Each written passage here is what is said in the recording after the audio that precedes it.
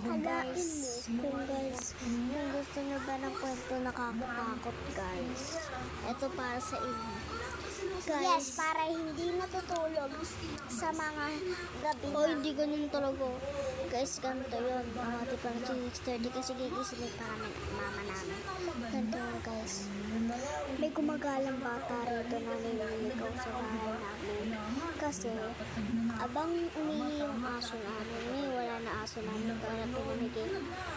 Umihi aso namin nun. At alam nyo ba, doon sa may bandang sa may kusina guys, naghuhugas pinggan yung pinsan ko.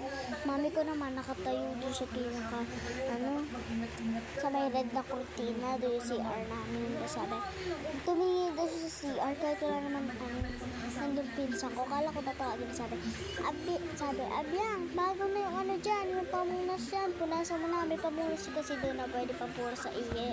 Kasi, pag tignan niya daw sa akin, nakain ako nun. Pag tignan niya daw sa akin, nakain daw ako. Ay, sabi lang sa pinsan ko, may bata daw tumakbo dun. Bata daw siyang tumakbo dun. Pero iba yung suot niya, gray daw na daw siya, sando daw na kulay gray. Tapos tumakbo daw ng mabilis, nakalugay yung buhok. Tapos guys, sabi niya, Jubil, sino yung batang nasa likod mo? Tumakbo yung pinsan namin guys. Kaya yung sabi, ang pangalan nga pala ng mami namin sa Apple. So, tinatawag ng pinsan ko na Apple ang mami ko. Sabi niya, Apple naman eh. Tapos doon na sila nag-uusapan guys na nakakatakot. Si ma'am, ako daw, may third eyes daw ako kasi guys, yung bata daw ako, nung nandun daw kami sa bahay ng lola ko.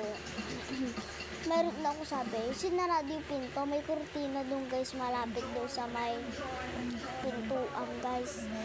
Tapos guys, alam niyo ba, sabi ko, mama, babae tapos minura daw ni mama guys. Sabi, lumayo daw sa anak ko. Tapos yun lang yung kwento ko guys. Kaya kayo guys, matulog kayo ng maaga, baka nakita ni mama. Kayo. Kung gusto niyo ng part 2, comment lang sa amin. Part 2. Tapos comment ulit kami. Bye-bye. Guys, sa susunod na part 2 guys, iba naman yung kukwento ko. Masaya naman, promise. Bye. See you. Guys, lakasan niyo yung volume mo. Medyo mahina ang boses ko guys. Bye-bye. Bye-bye guys. Kiss na ako.